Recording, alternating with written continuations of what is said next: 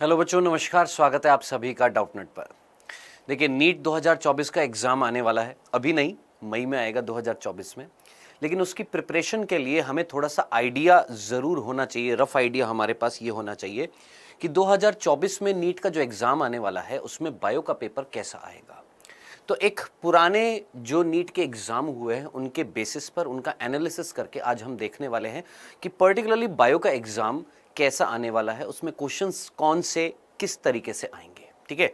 सो देखिए, एनएमसी जो है हमारी कुछ इशारे देती है ना। अब ये एक टीचर का कर्तव्य है कि उसको उन इशारों को समझना पड़ेगा। सर, कौन से इशारे, किस तरीके के इशारे, आइए देखते हैं।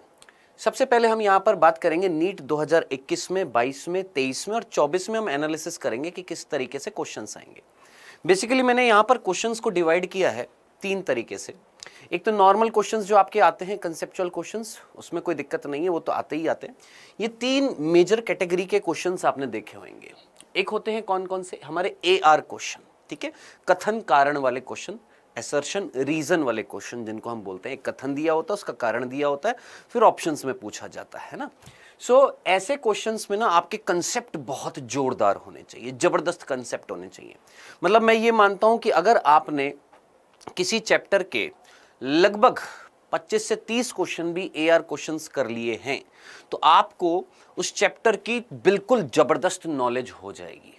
तो ट्राई किया करें ऐसे क्वेश्चंस को करने की, क्योंकि ये बहुत अच्छे क्वेश्चंस होते हैं। एक कथन और उसका कारण एक पूरे टॉपिक को डिस्क्राइब कर सकते हैं। तो ऐसे क्वेश्चंस जो होते हैं, AR क्वेश्चंस जो होते हैं, इनमें कंसेप्ट्स बहुत जबरदस्त होने चाहिए। ठीक है। दूसरे होते हैं हमारे मैच द कॉलम। अब मैच द कॉलम टाइप के जो क्वेश्चंस होते हैं ना, वो बड़े इजी लगते हैं कई बच्चों को। क्यों? क्योंकि 4 ऑप्शन इधर, 4 ऑप्शन इधर, A को 1 से, A को 2 से, A को 3 से, इस तरीके से मिलाने वाले, है ना, मिलान करने वाले।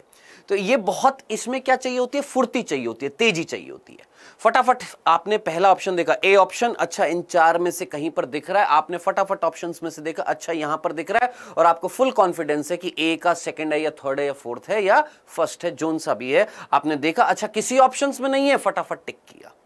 सो ये वाले जो क्वेश्चंस जो होते हैं, इनमें चाहिए होती है बहुत तेजी, है ना। और आखिरी कैटेगरी है वो है कौन से, स्टेटमेंट वाले क्वेश्चंस, कि आपको स्टेटमेंट दे दी है, 4 स्टेटमेंट्स दे दी है, 2 स्टेटमेंट दे दी। अब आपसे पूछा गया बताइए इनमें से कौन सी स्टेटमेंट सही है, कौन सी स्टेटमेंट गलत है। या इस तरीके से आ जाते हैं 4 स्टेटमेंट दे दी, पूछ लिया, इनमें से बताइए कितनी करेक्ट है, कौन सी करेक्ट है, कितनी गलत है, कौन सी गलत है ना, या कितनी सही है, A और B सही है, B और C सही है। ऐसे क्वेश्चंस आपने देखे होंगे। सो मेजरली मैंने यहां पर 3 कैटेगरीज में यहां पर क्वेश्चंस को डिवाइड किया है। एक AR क्वेश्चंस, एक आपके मैच द कॉलम क्वेश्चंस जिसमें तेजी चाहिए होती है, और एक आपके स्टेटमेंट वाले क्वेश्चन जिसमें जल्दी निर्णय लेना होता है आपको, कि निर्णय जल्दी लेना है, आपने फटाफट डिसीजन लेना है कि कौन सा सही होएगा। सो यहां पर ये जो 3 कैटेगरीज के जो क्वेश्चंस हैं, अगर इनको हम देखें, है ना, तो सबसे पहले हम देखते हैं AR वाले क्वेश्चंस को देखते हैं। AR वाले क्वेश्चंस जो हैं, 2021 जो नीट का एग्जाम हुआ था उसमें एक क्वेश्चन आया था, एक, देख रहे हैं, सिर्फ एक। 2022 में 7 आए थे, 2023 में 12 आए हैं।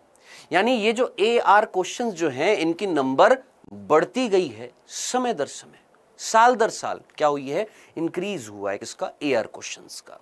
आइए दूसरे पर चलते हैं। ये जो मैच द कॉलम क्वेश्चंस हैं, 2021 में आए थे 20 क्वेश्चन, 2022 में आए 13 क्वेश्चन, कम हुआ, फिर 2023 में वापस से 20 आ गए, है ना। ज्यादा आए 2021 में, फिर कम हुए, फिर वापस से बढ़ गए हैं, 20 क्वेश्चंस आ गए किसमें, 2023 में। कौन से, मैच द कॉलम। फिर तीसरी कैटेगरी आपकी स्टेटमेंट वाले क्वेश्चंस। 2021 में मात्र 1 क्वेश्चन आया था, 2022 में 18 क्वेश्चंस आए थे, 2023 में 15 क्वेश्चंस आए। यानी अगर आप देखें, कंपैरिजन करें कि 2021 से पहले या 2021 तक ऐसे क्वेश्चंस जो थे बहुत कम आ रहे थे। हाँ, मैच द कॉलम बहुत ज्यादा आए थे 2021 में, बाकी AR क्वेश्चन और स्टेटमेंट वाले क्वेश्चंस कम थे। एकदम से इनका नंबर बढ़ गया है 2022 में, 2023 में आप देखेंगे तो ऐसे क्वेश्चंस की तादाद बहुत ज्यादा आ रही है। सीधा फोकस करिए 2023 पर, 12 questions AR questions, 20 questions match the column, 15 question statement वाले हैं। सो ऐसे क्वेश्चंस की नंबर बढ़ती जा रही है। तो इस बेसिस पर हमें जो इशारा मिल रहा है, उसके बेसिस पर जो अनुमान लगा रहे हैं हम, वो ये क्या कि आपके नीट 2024 में लगभग 18 से 19 क्वेश्चंस आपके एआर आएंगे, लगभग 19 से 20 आपके मैच द कॉलम आएंगे, और सेम 20 से 21 आपके कौन से आएंगे, स्टेटमेंट वाले क्वेश्चंस आएंगे। सो आपने ये जो आज अभी जो सेशन हो रहा है, इस सेशन से आपको एक इंफॉर्मेशन ये अपने पास लेकर रखनी है कि आप चाहे कहीं पर भी पढ़ रहे हो, किसी भी कोचिंग में पढ़ रहे हो, चाहे ऑनलाइन पढ़ रहे हो, चाहे ऑफलाइन पढ़ रहे हो, आप जो भी चैप्टर करें बायो का, उसके ये वाले क्वेश्चंस आप ज्यादा से ज्यादा प्रैक्टिस करें। कौन से?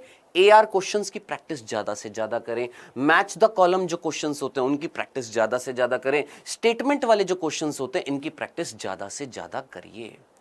इनकी क्वेश्चंस की प्रैक्टिस जब आप ज्यादा से ज्यादा करेंगे तो आपके चांसेस जो है सिलेक्शंस के वो डेफिनेटली बढ़ेंगे। सो मैं ज्यादा टाइम वेस्ट नहीं करूंगा, सिंपल छोटा सा ये सेशन रखेंगे हम, है ना, कि ट्राई करिएगा इस चीज को ध्यान में रखकर कोई भी चैप्टर अगर आप उठाते हैं बायो का, तो उन चैप्टर में इन क्वेश्चंस को ज्यादा से ज्यादा प्रैक्टिस करिए।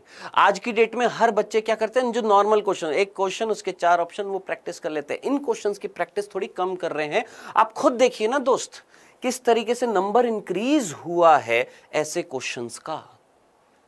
सो मेरी राय रहेगी, है ना, दरख्वास्त रहेगी, रिक्वेस्ट रहेगी, आग्रह रहेगा कि प्लीज कोई भी चैप्टर उठाएं, उनके ऐसे क्वेश्चंस की प्रैक्टिस ज्यादा से ज्यादा करिए। बाकी इस तरह की और भी इंफॉर्मेशंस मैं लाता रहूंगा। बने रहिए हमारे साथ, हमारे इस चैनल पर, डाउटनट नीट हिंदी मीडियम पर। धन्यवाद, थैंक यू सो मच।